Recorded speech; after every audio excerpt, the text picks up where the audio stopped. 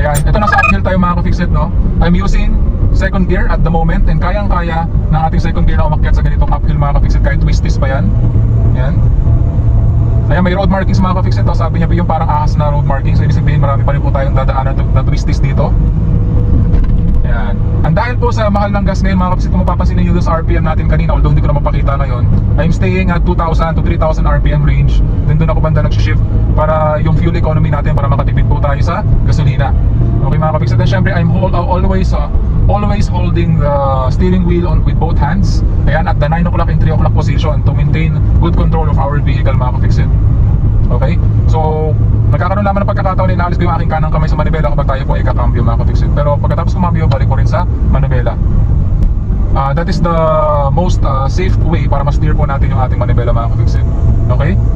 So kagaya nga ng mga pinopromote ko dito sa channel ko, yung gas then clutch method. Ayan.